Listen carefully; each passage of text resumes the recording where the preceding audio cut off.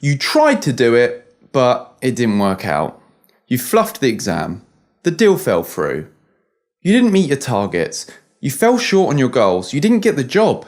You got rejected. You lost the game. You didn't do the right thing. You let people down. You fucked up and you failed. Or did you?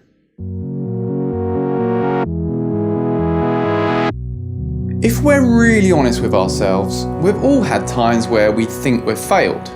We've tried to do something and it didn't exactly go to plan. But what even is failure when it comes to us humans? It's really important to break down what the concept of failure actually is, because it is just that. It's a concept in the mind, a story in the head, a perspective, a point of view, an opinion. You have to be thinking to perceive what we often call failure. There has to be thoughts in your head that say, I have failed at something. You have to believe those thoughts and you have to identify your sense of self with those thoughts. Now, you might be thinking, that all just went way over my head, but stay here with me for a second. Take a step back. Isn't it, for the most part, true? You might well have done something that didn't lead to your desired outcome, or you didn't achieve what you'd hoped you'd have achieved, and we could define that as a basic failure in that you didn't end up doing what you set out to do. But that doesn't necessarily mean you failed in the grand scheme of things. Maybe you just need to try again, or maybe it wasn't the right path for you anyway. But either way, it's just one perspective. It's a point of view. To really think you failed and feel the sour feelings that go along with that, you have to be looking back at something, reviewing it in your mind and coming to the conclusion that you've failed. From the perspective of someone else who doesn't know the story in your head that you're listening to, you haven't failed. Even if they did know the story, their personal point of view may even lead them to different conclusions. From the perspective of the birds outside your window, you haven't failed. They can't even conceptualize failure and tell stories like we do. For evolutionary reasons, most of us have the mechanisms in our biology to feel a pleasant feeling when we've done something productive to our or our group's well-being or survival, and an unpleasant feeling when we've done something counterproductive. I mean, it's what drives most of us towards productive survival-staining actions, and part of what's kept our species going for so long. We feel an unpleasant feeling and it's our cue to adjust course and do something different. And in these situations, we pay once for our mistake. But nowadays, most of us pay more than once for our mistakes.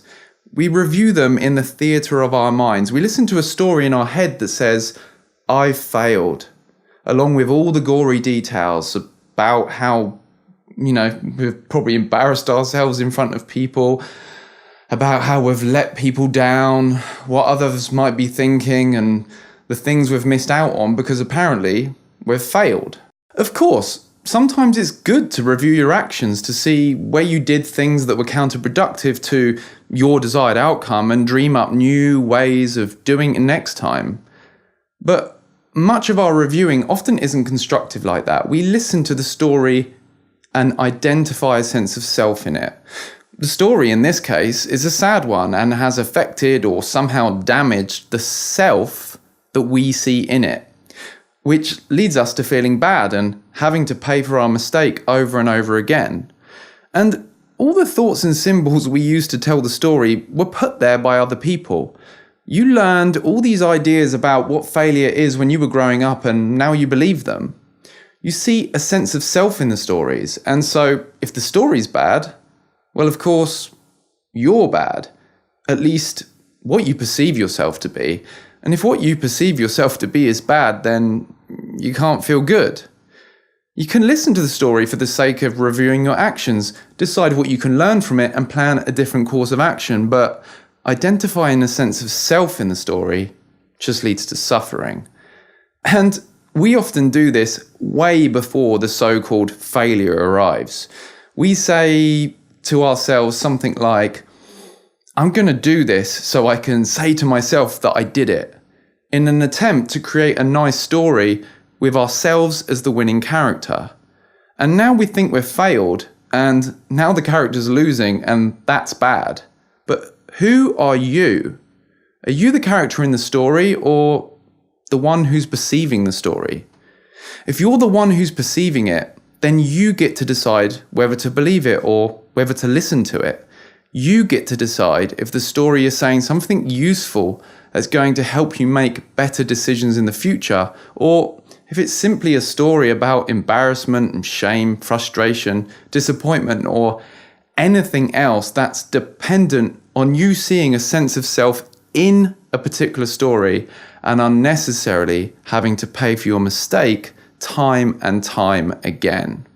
And I get it. Sometimes we get sucked into a story and we've already created the sour feelings that go along with it. But the key to transcending that isn't to resist it and beat yourself up about it. The key is to completely and 100% accept how you feel and what you've been thinking, so you can take a step back, approach, and see which thoughts are useless. When you realize which thoughts are useless, you get to move your attention back to the present moment, away from the story in your head about the past and towards the things that are happening right here, right now. Yes, a lot of the time the stories are magnetic and captivating and they seem to pull our attention in. And especially so when you identify with them, but you can break the identification by realizing you're much bigger than the stories.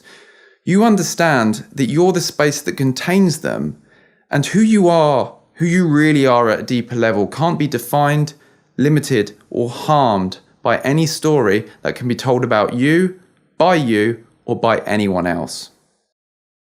So, are you ready to drop it? Are you ready to drop the story, bring your attention back to the present moment, and start asking yourself the questions that will make your desired outcome more likely? Questions like, what new things could I try? Do I need to approach this with a different attitude? What healthy new habits do I need to have in place? What skills do I need to improve on? What new skills do I need to learn? Because you can't have success without some kind of failure. And when I say failure, I don't mean anything personalized. I mean realizing that maybe some of your actions haven't been conducive to what you wanted, and then realizing that you should do something else. The path to a desired outcome isn't a straight line. It's full of all kinds of bends and deviations where you realize your mistakes, learn from them, course correct, and keep moving forward in a zigzag motion until you get to where you want to be. And every time you're at one of those bends and you have to course correct, those are the times to ask these questions. The same questions that almost everyone you see who's successful in their field had to ask themselves at one point. More than likely, had to ask themselves time and time again until they took enough of the right action and it led to where they wanted to be. But of course, you don't see that with a lot of them. That process is hidden and we only see the fruits of their labor. But believe me, they may well have suffered to get there. Because remember, if where you want to be didn't have any challenges along the way, then everyone would be there. Everyone would be doing it. If it's a prestige position in a company or a business, or even success in art or music or any other creative endeavor, if everyone was doing it, then the market would be flooded and there'd be no money in it and no way to make a living.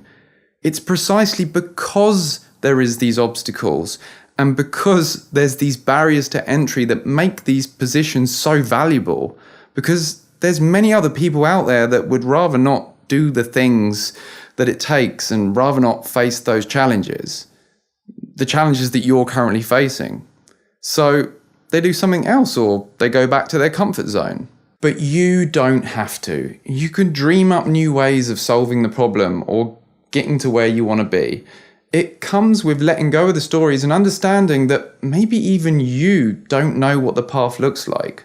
Sometimes you just think you've failed by what's happened, and then later you realize it had to happen for you to be where you're now at. We so harshly judge ourselves for past challenges and mistakes without realizing they've shaped part of who we are today. If you've never failed, it's harder to have empathy for the mistakes that someone else is making. But when you've made the same mistakes yourself, you can help them to avoid or move through them a lot quicker. So I want to ask you, have you ever had times where you think you've failed? Because I'm sure you probably have, because almost everyone has. What did you learn, and then what did you do differently? For me, amongst my many mistakes and so-called failures, well, I thought I'd failed in making electronic music. I had a dream that one day I would be making music and living as a touring DJ, making enough money to sustain myself from doing the gigs. But I was a bit all over the place when it came to my creative output, and I didn't market my music correctly. I absolutely enjoyed making the music and playing out, and I don't regret any second of it. There were many successes and many things, that went right, but I made a few mistakes that probably really prevented me from turning it into a full-time gig, and I'm glad I did. And now I've realized, for me personally, as a solo musician, full-time electronic music can be a bit of a lonely thing. Lots of waiting in airports, travel snacks, sleepless nights, and a lot of time alone in your studio going in on your craft.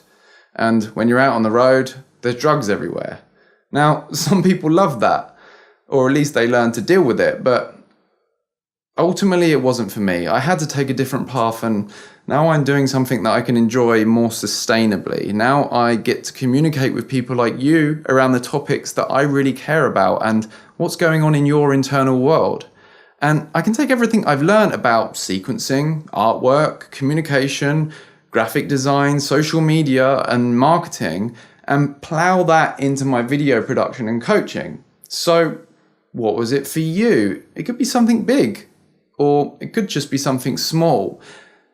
Tell us what you learned and what you did differently, or what new things you could start doing right now. Tell us in the comments below so we can learn from each other and grow. And of course, like this video if you liked it, and don't forget to subscribe and hit that notifications bell so you don't miss out on any new videos on conscious personal growth.